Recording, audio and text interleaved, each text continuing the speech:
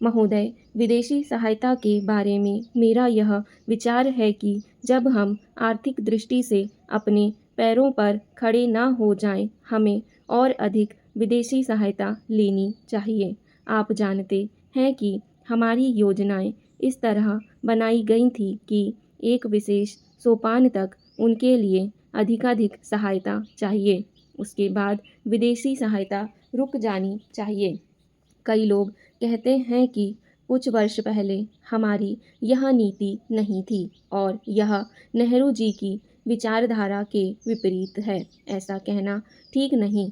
मैं जानती हूँ कि उनके क्या विचार थे। जब तक हम अपने पैरों पर खड़े ना हों, मुझे अधिक विदेशी सहायता मांगने में कोई मानहानि नहीं लगती।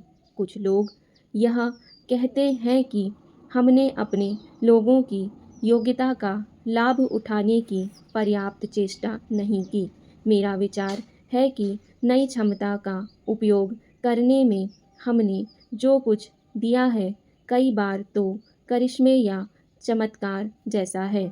यह ठीक है कि कई बार योग्य व्यक्तियों की उपेक्षा की जाती है या कई बार उनकी योग्यता का पूरा उपयोग नहीं हो पाता।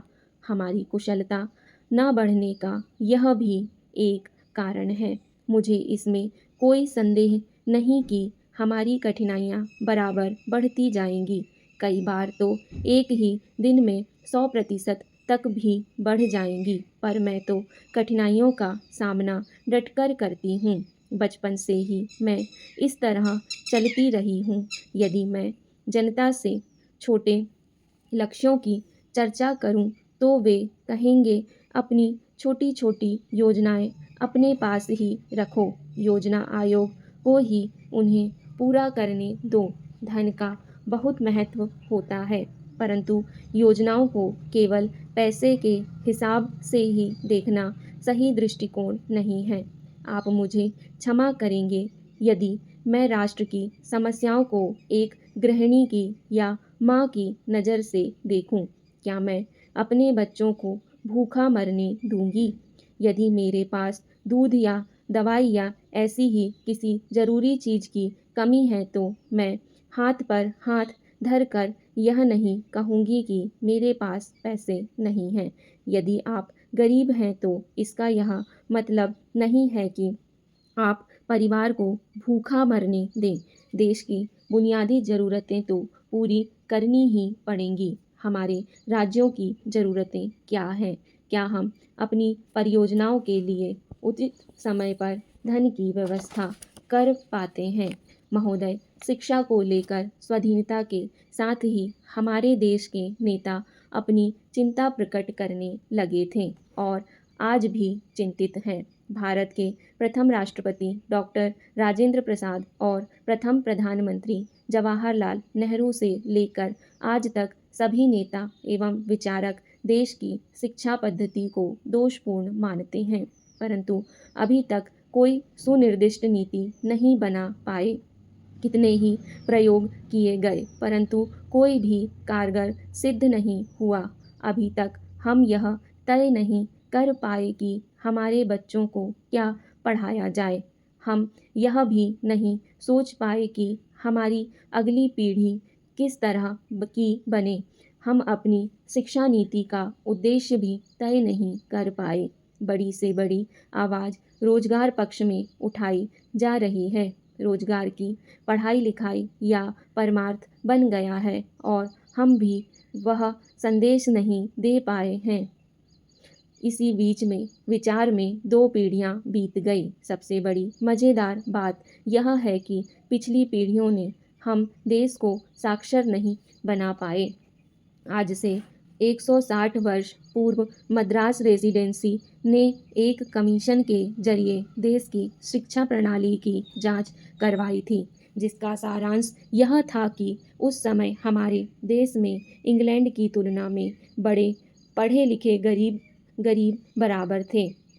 पढ़े लिखों की संख्या 35% के आसपास थी। शिक्षा पद्धति में जब मैकाले का प्रवेश हुआ, तो सब कुछ नए सिरे से पढ़ना लिखना शुरू हुआ। पिछले किए गए पर पानी फिर गया और मैकाले छाप शिक्षा नीति के लागू होने का जो कुल परिणाम सामने आया वह यह कि आज 160 वर्ष के बाद भी लगभग उतने ही निरक्षर हैं। यदि मूल शिक्षा पद्धति लागू रहती तो यह देश आज कहाँ पहुँचता सहज ही समझ में आ सकता है।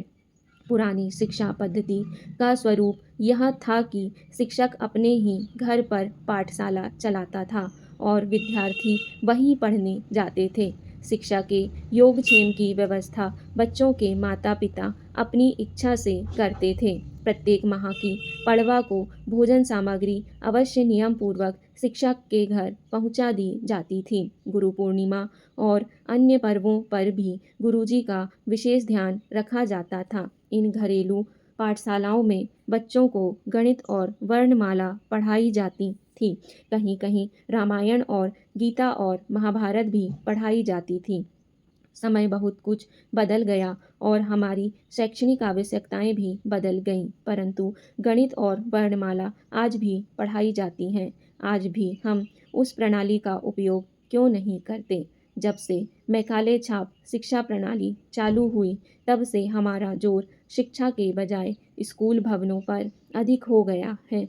सरकारीकरण के कारण शिक्षक भी वेतनभोगी बन गए। शिक्षक से सबसे बड़ी इच्छा अब स्कूल इंस्पेक्टर की हो गई। यदि पुरानी पद्धति का यथेष्ट उपयोग किया जाता है या उसे मान्यता देकर चालू रखा गया होता तो हमारा देश कभी का साक्षर हो गया होता। उन शालाओं में जो गणित पढ़ाई जाती थी वह आज की तुलना में कहीं अधिक अच्छी थी। इस्पात के कारखाने पर तो भारी लागत आएगी, इसलिए उसके बदले में क्या आप कुछ सिंचाई के कार्यों को तरजीह नहीं देंगे? उन्होंने जवाब दिया कि सिंचाई का इंतजाम तो हम स्वयं कर लेंगे। उन्होंने मुझसे यह भी पूछा यदि हम इस्पात के कारखाने के लिए धन एकत्र करें तो इसमें क्या आपको कोई आपत्ति होगी? बहुत से लोग इस्पात के कारखाने को प्रतिष्ठा की बात मानते हैं। जिन दिनों मास्को में भूखमरी फैली हुई थी और लोगों को राशन में प्रतिदिन केवल एक ही आलू मिलता था, तब भी रूसी यह चाहते थे कि मास्को की भूमिगत रेल दुनिया में सर्वोत्तम होनी चाहिए। यह तो मनुष्य का सहज स्वभाव है और इस बात को हमें भुलाना नहीं चाहिए। हमारे यहाँ कुछ ऐसी चीज़ें अवश्य होनी चाहिए जो जनमानस को उत्साहित कर सकें। मुझे यह बात सुनने में बड़ी अजीब लगती है कि कोई भारतीय यह कहे कि हमको सफलता नहीं मिली। इतिहास के किसी भी काल से तुलना करें, आर्थिक विकास के क्षेत्र में हम पीछे नहीं हैं। कहने का यह मतलब नहीं है कि सभी क्षेत्रों को समान रूप से लाभ पहुंचा है, ना ही जनता के सभी वर्गों ने समान रूप से प्रगति की है।